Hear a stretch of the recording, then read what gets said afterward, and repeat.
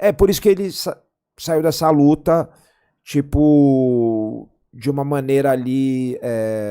Então eu fiquei lá 14 anos, desde que tem ranking, eu sempre me mantive ali entre os top 5, 6, entendeu? Sim. Isso pra mim é uma das coisas mais incríveis que você já fez, porque você se manteve muito tempo, muito bem ranqueado, tanto é que, tipo assim, você fez uma disputa pro cinturão com o Anderson Aham. em 2000, você nem sei a 10. data, 2010, e depois, tipo, 2017, uns 7, 8 Sim, anos depois, você isso vai aí. pra cinturão de novo, Em outro peso, em outro peso. é.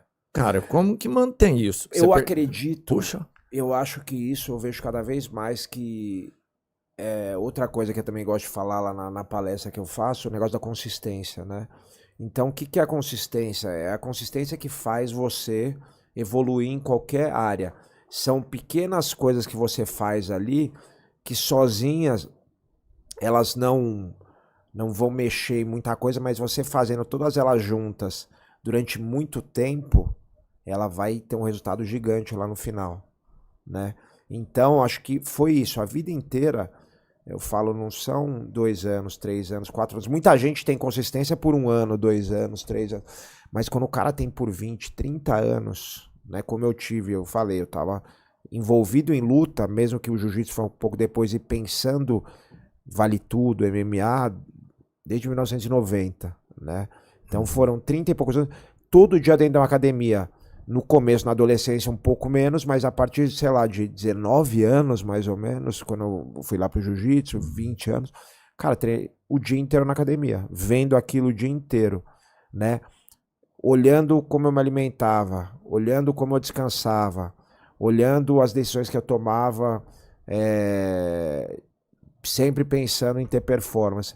E aí você faz isso durante 30 anos da sua vida, vai construindo um resultado. São pequenas coisas que vão construindo um resultado. Né? Não são grandes coisas.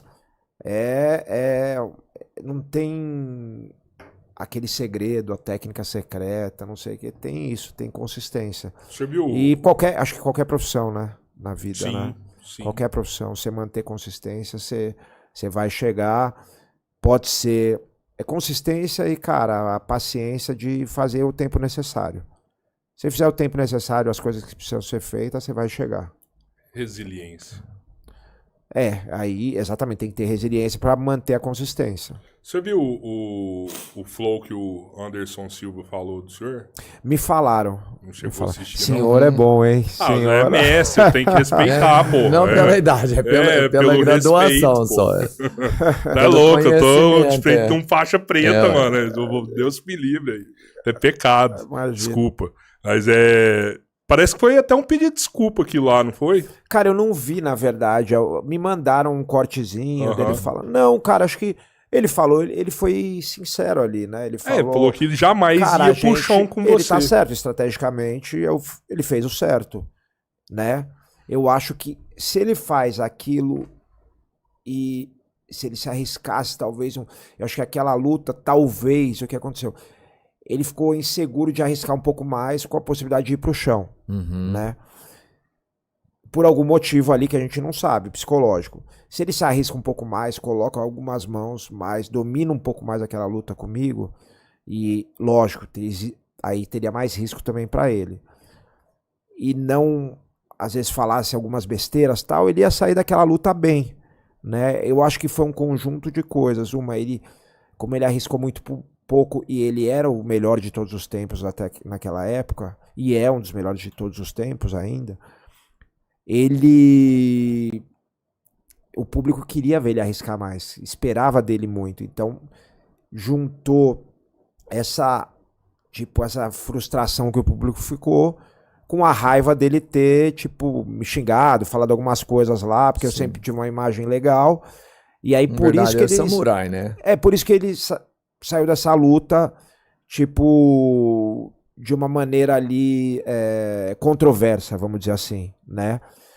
Mas no fim das contas, tudo, cara, é interessante. Nessa luta, pra mim, foi a luta que me colocou muito no radar, porque eu era invicto até um ano antes dessa luta, menos de um ano, até 6 meses antes dessa luta, se eu não me engano, 8 meses, sei lá, eu era invicto, né? Eu perdi a invencibilidade em agosto de 2009, lutei em fevereiro de 2010, ganhei e fui chamado pra lutar com o Anderson, porque tinha outros lutadores que estavam à frente, mas aí um tava machucado, outro não podia, e fui eu. Acho que era o Vitor que era pra ter O lutado, Vitor né? ou o Sonnen. Uhum.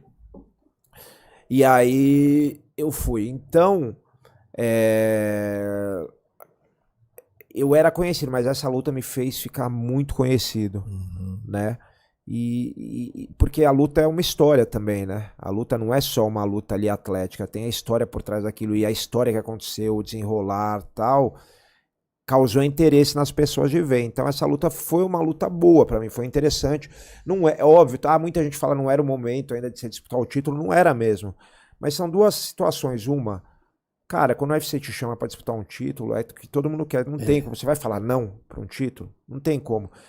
Segunda coisa, mesmo perdendo, essa luta foi fundamental na minha carreira e também é uma história fundamental que me deu muita popularidade. Então, cara, eu só agradeço essa luta, não tenho nenhum rancor do Anderson hoje em dia, não tem nada de errado. Pô, a luta foi, o final dela, eu acho que pra você, apesar de que não era o resultado que você queria, ninguém entra lá pra sair que não seja com a mão levantada, mas quando você entra numa luta e você escuta todo mundo gritando, por exemplo, o nome do seu adversário, cara, é um pouco intimidante, é um pouco frustrante. Você saber que você não é a estrela maior que tá ali dentro. Mas isso mudou durante a luta, né? E quando você sai com a galera gritando o seu nome, É. cara, você venceu essa luta. Essa é a história, né? Que eu falei, é a história, porque o ser humano, mais do que o confronto atlético, a história por trás daquilo e as emoções que geram, e isso foi a emoção que gerou pro público, que conta uma história ali que é às vezes mais interessante do que a própria luta, que você lembra, né? A própria luta do Sonnen com o Anderson, aquela Sim. primeira, né? A história que foi contada, aquilo é uma história. Sim. O Sonnen dando aquele amasso no Anderson que ninguém esperava durante quase a luta inteira, e nos últimos 2 minutos e pouco, o Anderson vai e consegue finalizar. No Então, último round, mano.